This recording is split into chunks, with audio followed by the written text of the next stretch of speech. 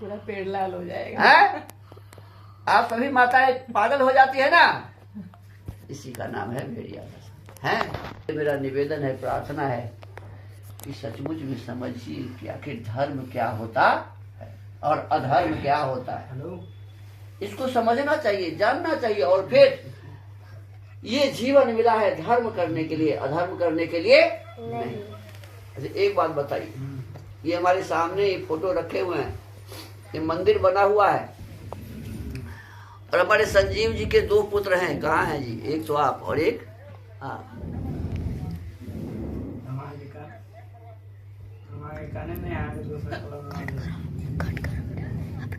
तो अब इन दोनों पुत्रों में उदाहरण दे रहे हैं, ऐसा नहीं है कि ऐसा है ना। मान लीजिए इन दोनों पुत्रों में एक पुत्र ऐसा है जो सब दिन अपने माँ के पैर को छूता है, पिता के पैर को छूता है, सोने समय में अपने माता पिता के पैर को ऐसे दबाता भी है ना। ध्यान रखता है कि मैं पुत्र हूँ तो मुझे माता पिता की सेवा करनी चाहिए। और एक पुत्र खाली मंदिर के पास में बैठा रहता है ना, न माता पिता का पैर छूता है, न कभी उनकी सेवा करता है, न इनका कोई बात मानता है। अरे बेटा ये काम करे, अपने कर लो। अब धार्मिक आप किसको कहेंगे? सच बोलिए। एक है कभी मंदिर के पास नहीं बैठता, संजीव जी।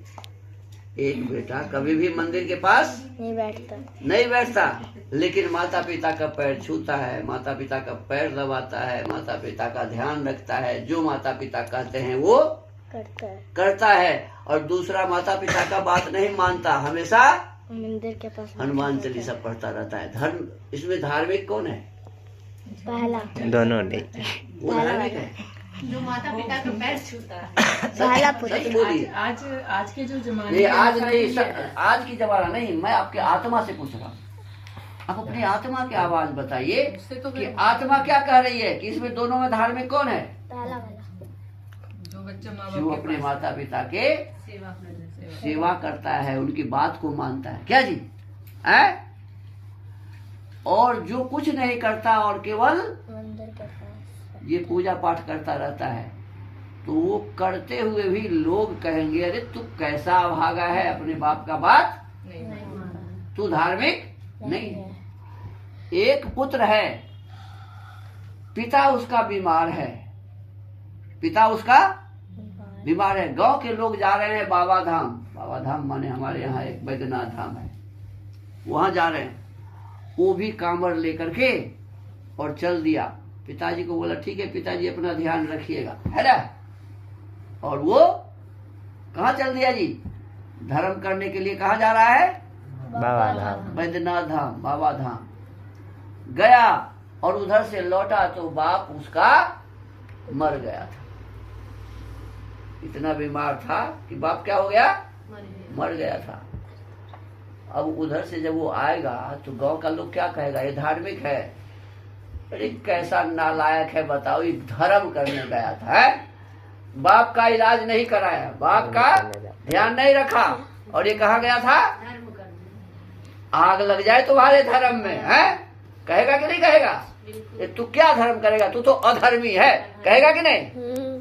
कितना भी कांवर चढ़ा ले, लेकिन जो अपने माता पिता के दुख को दुख नहीं समझा, जो अपने माता पिता के आदर सम्मान में अपना समय नहीं लगाया और चला गया, उसको लोग क्या कहेंगे जी? ये अधार्मिक है, माँ बाप का नालायक बेटा है, कहेगा कि नहीं कहेगा?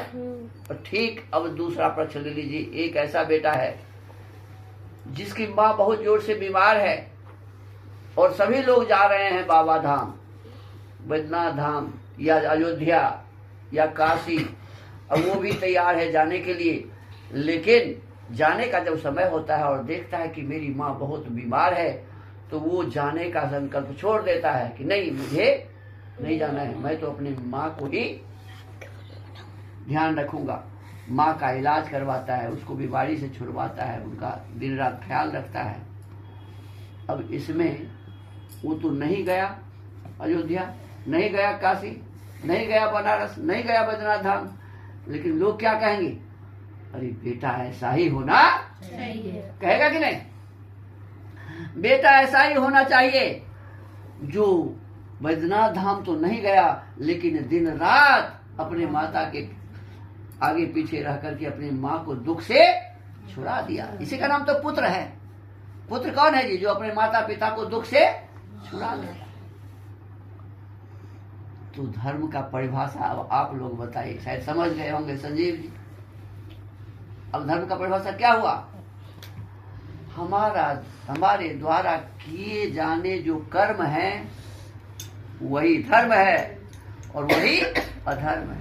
क्या जी, हम जो काम करते हैं वह काम ही धर्म है और वह काम ही अधर्म है। जो अपने माता पिता की सेवा करता है, अपने माता पिता का ख्याल रखता है, उनके वाणी को वाणी समझता है, जो वो कहते हैं उसी के अनुसार चलता है, जो अपने माता पिता के आचार विचार व्यवहार को कभी गिरने नहीं देता है ना, तो इसका मतलब है कि वह धार्मिक संतान है। वो क्या है जी, और जो अपने माता पिता के किसी बात को नहीं मानता है, जो माता पिता के विपरीत चलता है, नहीं करने योग्य काम करता है ना, माँ कहती है इधर आओ तो जाती है उधर, है कि नहीं, माता पिता के नाक को कटवाने में कोई कसर नहीं रखता है, तो ऐसे ही संतान क्या है जी, अधार्मिक है ना। धर्म और अधर्म उस फोटो में नहीं है, धर्म और अधर्म किसी मंदिर मस्जिद में नहीं है। धर्म और अधर्म हमारे आपके आचार विचार और व्यवहार में है। हम यदि सचमुच में धार्मिक हैं तो हम कभी भी अपनी इस वाणी से गलत नहीं बोलेंगे। हम धार्मिक हैं तो हम अपने इस आंखों से गलत नहीं देखेंगे।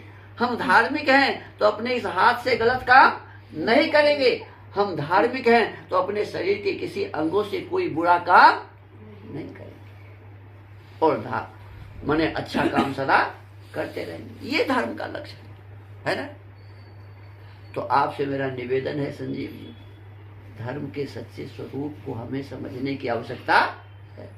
ये मनुष्य का शरीर इसीलिए मेरा मिला, ये मनुज तन जो तुमको मिला है व्यर्थ गवाने के काबिल नहीं है। तेरा हर श्वास अनमोल हीरा व्यर्थ लुटाने के काबिल नहीं है। पशु जीते जी सेवा कमाए अब मरने के बाद भी काम आए। पशु को देखिए, वो जीते जी हमें दूध पिलाता है ना जी, हमारे खेत में हल चलाता है, और मरने के बाद उसके दांत का भी, हाथी के दांत का हम लोग चाकू बना लेते हैं, उसके हड्डी का भी प्रयोग कर लेते हैं, उसके मांस और ये चमड़ी का भी हम लोग प्रयोग कर लेते हैं, जूता बना लेते हैं। लेकिन हमारे आपके मरने के बाद कोई कहेगा इसका चमड़ा निकालो जूता बनाएंगे? कोई कहेगा क्या है?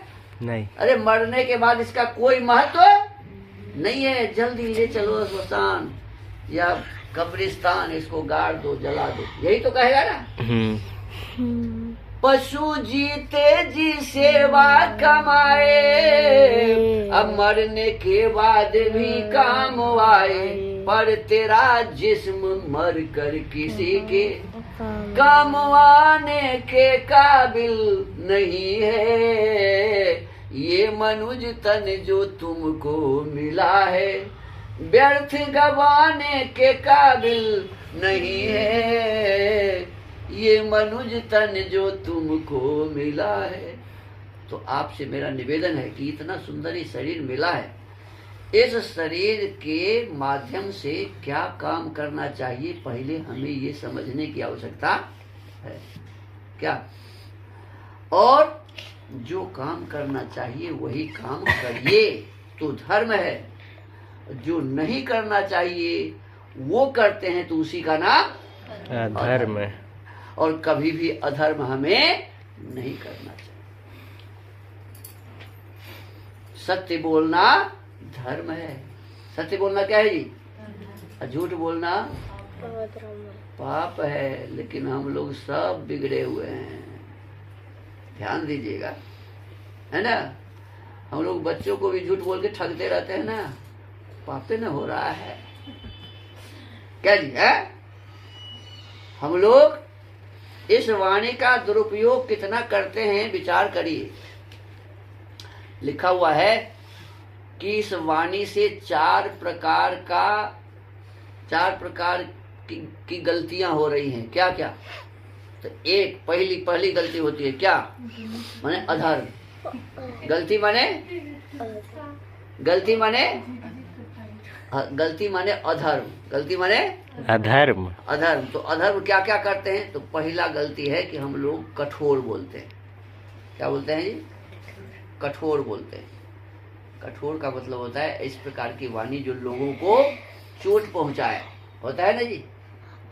देखिए, ईंट पत्थर से तो लोगों के सर फूट जाते हैं, है ना। लेकिन ये वाणी ऐसी होती है कि वह यदि लग जाए तो फूटा हुआ सर तो ठीक हो जाएगा, लेकिन वह चोट जब लग जाता है ना तो कभी ठीक नहीं होता। सदा याद रहेगा, ये फलाने समय में हमको ऐसा बोला था, है ना जी। इसीलिए इस वाणी से कठोर नहीं बोलना है। दूसरी बात, मिथ्या, झूठ, ये पाप है। कठोर बोलना पाप है और झूठ बोलना क्या है जी? महापाप। महापाप है ना। लिखा हुआ है, ठीक बोल रहे हैं आप। न ही सत्यात् परो धर्मः, सत्य से बढ़ के दुनिया में कोई धर्म नहीं है। न नितात् पातकम परम, झूठ से बढ़ के कोई पाप नहीं है। लेकिन लोग अपने घरों वाला से झूठ बोलता रहता है। रुपया जो बंद हुआ था, याद है? क्या कहा था? वो नोटबंदी हुआ था ना जी। नोटबंदी में 500 और 1000 का रुपया बंद हो गया था, है ना।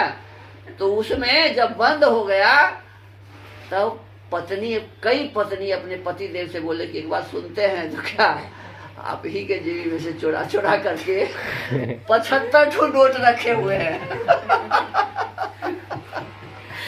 अब बताइए, पहले तो अपने पति देव को कहते कि मेरे पास पैसा उसा नहीं है, अब 75 नोट अब कहाँ से आ गया है। तो इस प्रकार से झूठ बोलने का हम लोग ये जो विधान चलाए हुए हैं ये पाप है। क्या है जी? हाँ, तो कठोर नहीं बोलना चाहिए और झूठ नहीं बोलना चाहिए। और इसके पश्चात में कहा कि बेकार की बातें नहीं बोलनी चाहिए। महिलाओं में जब कोई नई बहू आती है ना, नई दुल्हन जो आती है तो ये महिलाएं देखने जाती हैं उन्हें, है। और सबसे पहले महिला समझ जाती है कि ये बेठीकगर है कि ठीकगर है ना जी, है कि ये बात है।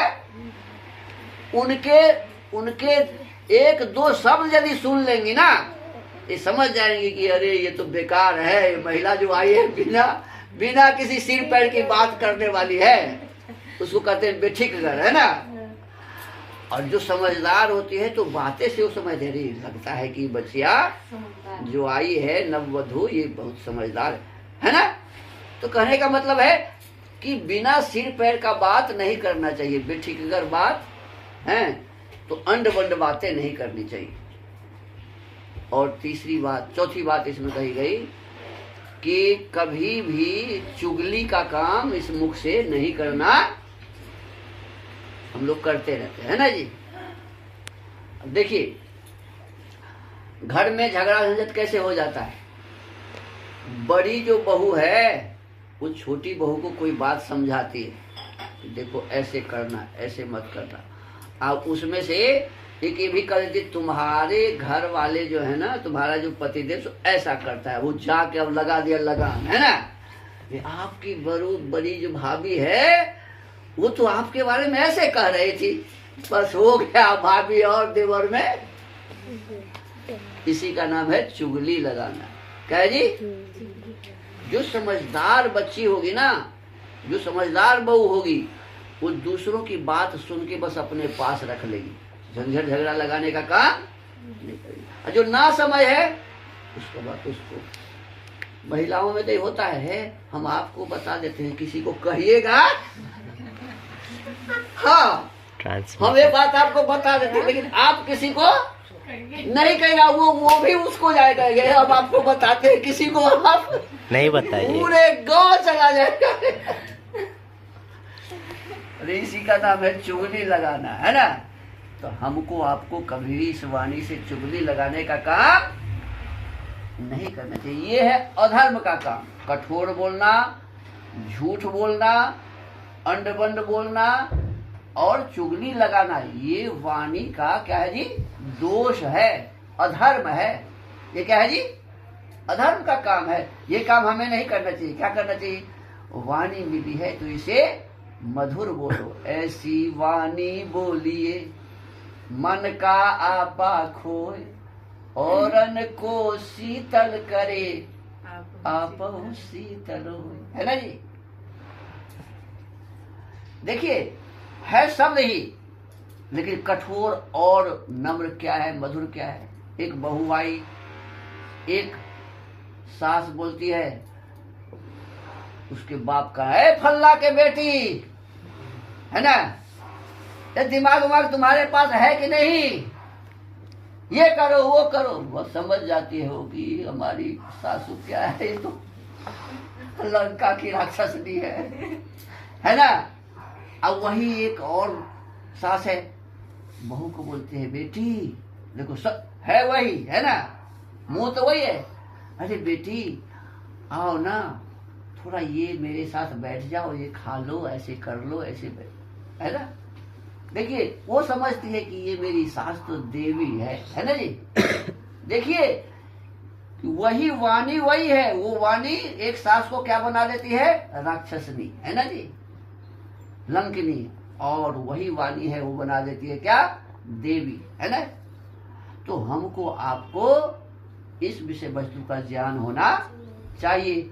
इस वाणी से मधुर बोलिए, दूसरों के हृदय को जो छुए, अच्छा लगे, जिससे उनके हृदय में हमारे प्रति शुद्ध श्रेष्ठ व्यवहार बने, ऐसे इस प्रकार की वाणी बोलना चाहिए एक दूसरों के साथ। किसी के साथ बोलिए तो अच्छा बोलिए, है ना, सत्य बोलिए।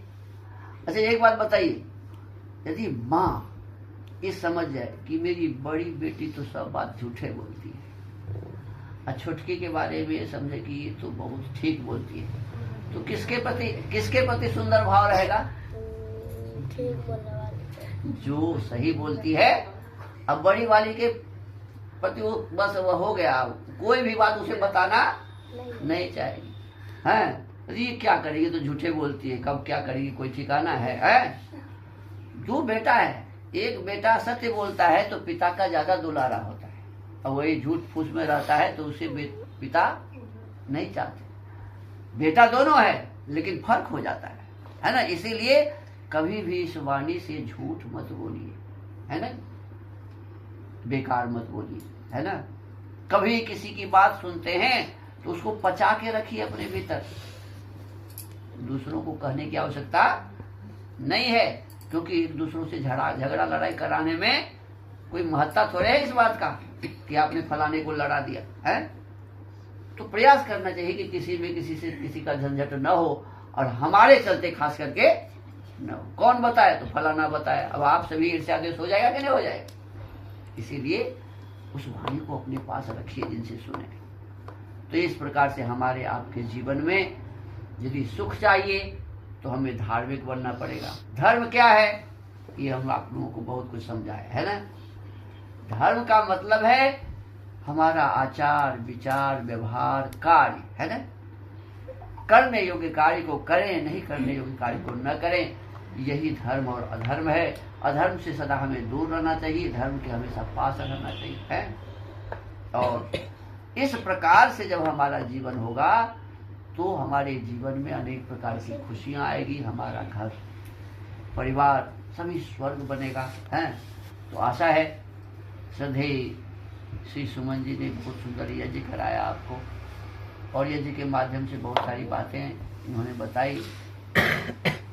मैं भी जो समय था उसमें थोड़ा सा आप लोगों के बीच में चर्चा किया। एक ही दिन में तो सब कुछ होगा नहीं, सब कुछ होगा एक दिन में सब कुछ होने वाला नहीं है, लेकिन कुछ बातें एकाएक ही होता है। देखो, एक व्यक्ति था, नाम था